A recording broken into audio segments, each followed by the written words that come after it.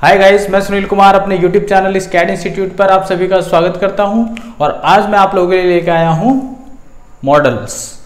Modal verbs ऐसी modal verbs होती हैं जो आपकी English conversation, English speaking, government job की तैयारी या फिर इंटरव्यू में बहुत काम आती हैं।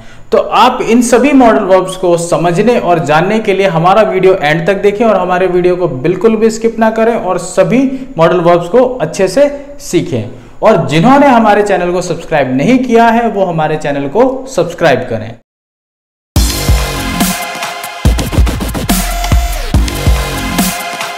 तो गाइस, मॉडल वर्ब्स क्या होती हैं? सबसे पहले आपको यह समझना जरूरी है कि मॉडल वर्ब्स क्या है। मॉडल वर्ब्स का मतलब है जहां पर हमें संभावना या हमारी कैपेसिटी, एबिलिटी या फिर अनुमति, जिसे परमिशन कहा जाता है, जहां पर इन सभी बातों का बोध होता है वहां पे मॉडल वर्ब्स होती हैं। यानी कि इन सभी जगहों पर हम मॉडल वर्ब्स का यूज करते हैं। तो बच्चों, हम इस वीडियो लेक्चर में केवल यह कुछ ही मॉडल वर्ब्स के बारे में समझेंगे और इनके बारे में जानेंगे, और बाकी के जितने भी मॉडल वर्ब्स हैं मैं उसके लिए एक अगली वीडियो डेवलप करूंगा और बाकी मॉडल वर्ब्स को समझाऊंगा। तो आइए समझें पहले इन सभी मॉडल वर्ब्स को और जाने कि इनका यूज कैसे किया जाता है और इनको बोला कैसे जाता है। तो गाइज, हम पहला मॉडल हेल्पिंग वर्ब पढ़ने जा रहे हैं, कैन। तो बच्चों, सबसे मेन चीज मैं मॉडल्स वर्ब पढ़ाने से पहले आपको बता दूं कि मॉडल वर्ब में मेन वर्ब की फर्स्ट फॉर्म का यूज किया जाता है। मेन वर्ब की फर्स्ट फॉर्म का यूज किया जाता है, लेकिन अगर हैव आ जाए यानी कुड हैव जैसे यहाँ पर लिखा हुआ है तो यहाँ पर आपका क्या होगा, मेन वर्ब की थर्ड फॉर्म का यूज होगा। ठीक है बच्चों, इस चीज को जरूर ध्यान रखना कि जब भी हम मॉडल वर्ब का यूज कर रहे हैं तो उसके साथ हमारा मेन वर्ब का फर्स्ट फॉर्म यूज होता है। लेकिन अगर कुड हैव आता है, किसी के भी साथ अगर हैव आता है, तो किसी भी मॉडल वर्ब के साथ अगर हैव आता है आपका, तो वहां पर आपको क्या यूज करना होगा, मेन वर्ब की थर्ड फॉर्म। तो आइए बच्चों, सबसे पहले हम कैन के बारे में समझते हैं।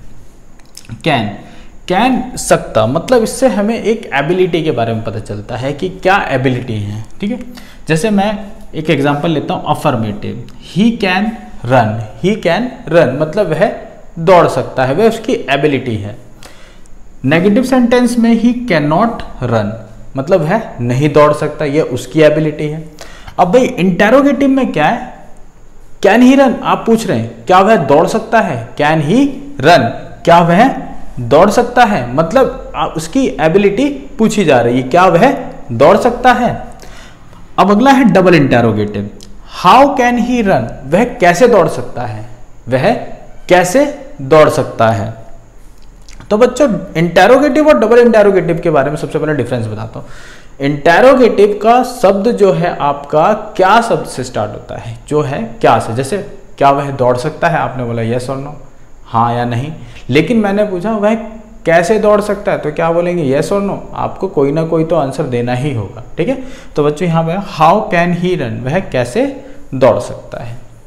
आइए अब पढ़ते हैं कुड के बारे में। कुड, सका या पाया, सका या पाया।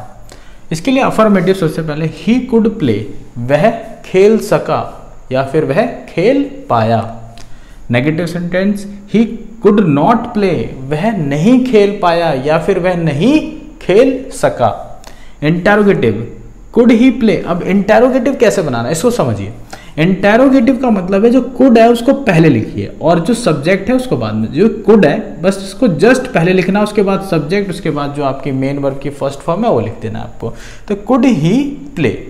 ठीक है बच्चों, अगला है double interrogative sentence, what could he play, what could he play, वह क्या खेल सका या वह क्या खेल पाया। आपको यस और नो में आंसर नहीं देना, आपको कुछ ना कुछ बताना पड़ेगा कि वो कौन सा गेम खेल सका या फिर कौन सा गेम खेल पाया।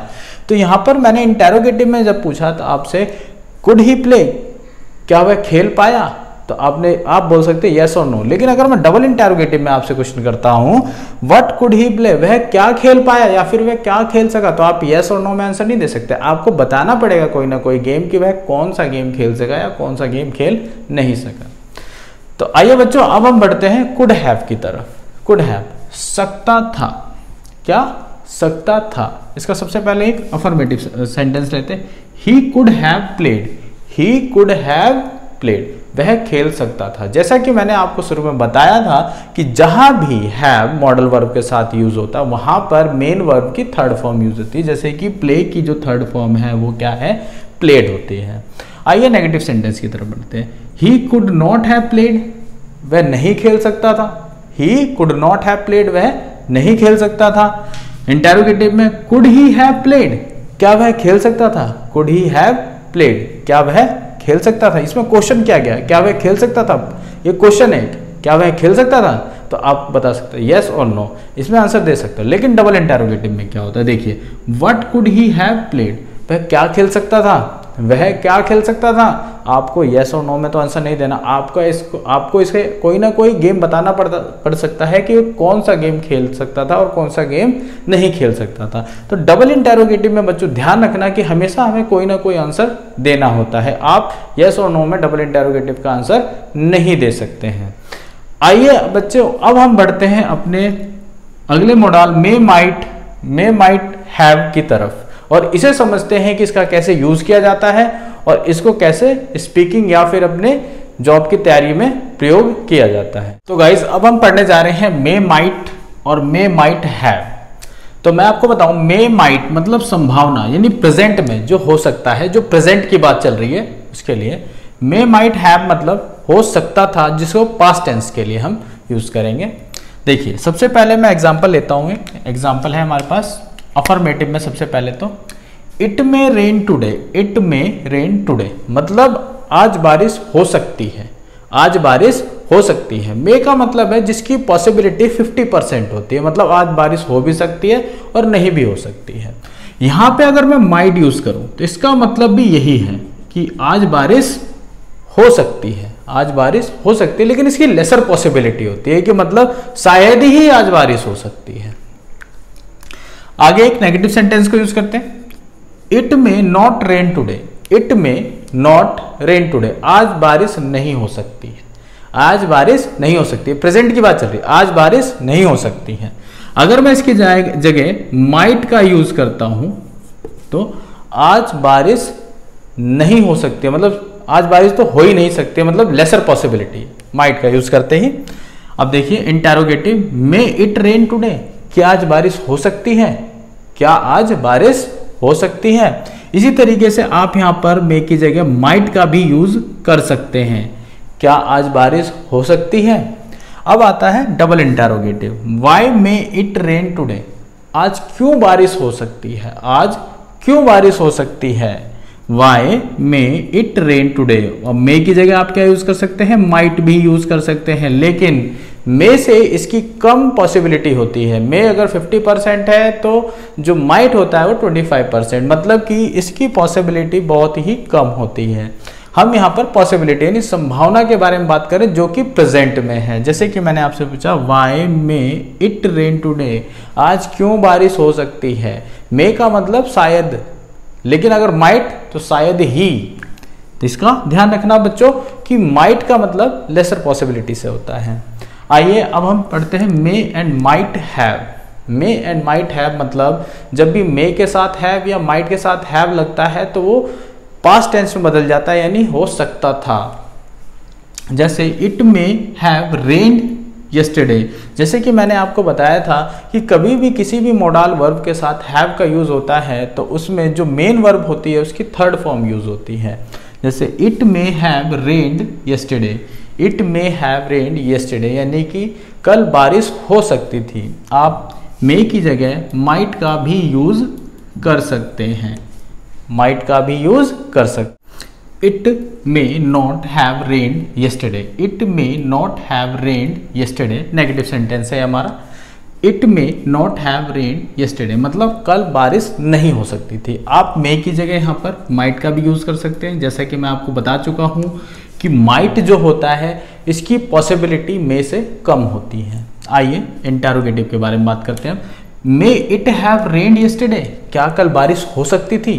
मे इट हैव रेन्ड यस्टरडे, क्या कल बारिश हो सकती थी? इसकी जगह आप माइट का भी यूज कर सकते हैं, इसकी जगह आप माइट का भी यूज कर सकते हैं। आप कह सकते हैं might it have rained yesterday, आइए डबल इंटरोगेटिव की तरफ चलते हैं। Why may it have rained yesterday, कल क्यों बारिश हो सकती थी, कल क्यों बारिश हो सकती थी। तो आप मे की जगह माइट का भी यूज कर सकते हैं। बस आपको बच्चों यह ध्यान रखना होगा कि माइट की जो पॉसिबिलिटी होती है वो मे से कम होती है। तो ये थे हमारे मे, माइट और मे, माइट, हैव। आइए अब हम आगे बढ़ते हैं, मस्ट और मस्ट हैव को पढ़ते हैं और उसके बारे में समझते हैं कि उनको कैसे याद रखा जाए और उनको कैसे यूज किया जाए। तो गाइज आइए अब मस्ट और मस्ट हैव के बारे में समझते हैं। मस्ट मतलब चाहिए, मतलब जरूर चाहिए, यहां पर एकदम जरूरी है, ठीक है। मस्ट हैव मतलब मस्ट का पास्ट फॉर्म, मस्ट हैव चाहिए था, यहां पर भी जरूरी है वह चाहिए था। आइए एग्जाम्पल के माध्यम से समझते हैं। अफर्मेटिव, सबसे पहले एक अफर्मेटिव का एग्जांपल लेते हैं मस्ट के लिए। ही मस्ट कम, ये प्रेजेंट की बात हो रही है। ही मस्ट कम, उसे आना चाहिए, मतलब उसे आना चाहिए, उसे पक्का ही है कि आना चाहिए। Negative, he must not come, मतलब उसे नहीं आना चाहिए, यहाँ पे पक्का है कि उसे नहीं आना चाहिए, ठीक है। इंटेरोगेटिव, मस्ट ही कम, क्या उसे आना चाहिए, क्या कोई जरूरी काम है, क्या उसे आना चाहिए। और यहां पर है अगला डबल इंटेरोगेटिव, वाई मस्ट ही कम, उसे क्यों आना चाहिए, क्यों जरूरी है कि उसे आना चाहिए। तो बच्चों यहाँ पर इंटेरोगेटिव और डबल इंटेरोगेटिव के बारे में मैं आपको बता चुका हूँ कि इंटेरोगेटिव का आंसर आप येस और नो में दे सकते हैं, बट डबल इंटेरोगेटिव का आंसर आप येस और नो में नहीं दे सकते। जैसे कि मैं आपको बोलता हूँ मस्ट ही कम, क्या उसे आना चाहिए, आप येस और नो में बोल सकते हैं, येस या नो। लेकिन अगर मैं आपसे ये पूछूं डबल इंटेरोगेटिव में वाई मस्ट ही कम, उसे क्यों आना चाहिए, तो आप मुझे येस और नो में आंसर नहीं दे सकते, आपको कोई ना कोई आंसर देना होगा। आइए अब चलते हैं मस्ट हैव, जो कि मस्ट की पास्ट फॉर्म है। और मस्ट हैव मैंने आपको बताया किसी भी मॉडल वर्ब के साथ हैव का यूज होता है तो उसमें मेन वर्ब की थर्ड फॉर्म का यूज होता है, ठीक है, चाहिए था। अफर्मेटिव का सेंटेंस लेते हैं, ही मस्ट हैव प्लेड, उसे खेलना चाहिए था, पक्का है उसे खेलना चाहिए था, ये जरूरी है बिल्कुल। Negative, he must not played, he must not have played, he must not have played, उसे नहीं खेलना चाहिए था, ये पक्का है उसे नहीं खेलना चाहिए था, जरूरी है। Interrogative, must he have played, क्या उसे खेलना चाहिए था, क्या उसे खेलना चाहिए था। देखिए इंटेरोगेटिव है तो आप इसका आंसर मुझे येस और नो में दे सकते हैं। Double interrogative, why must he have played, उसे क्यों खेलना चाहिए था, उसे क्यों खेलना चाहिए था। यहाँ पर भी इंटेरोगेटिव, लेकिन आप मुझे यस और नो में आंसर नहीं दे सकते, आपको मुझे आंसर देना होगा कि उसे क्यों नहीं खेलना चाहिए था या फिर उसे क्यों खेलना चाहिए था। तो बच्चों ये थे हमारे कुछ मॉडल वर्ब्स जिनके बारे में मैंने आपको बताया। अब जो मॉडल वर्ब्स बचे हुए हैं मैं उनके लिए अलग से एक वीडियो डेवलप करूँगा और मैं आपको उन सभी मॉडल वर्ब्स के बारे में समझाऊँगा।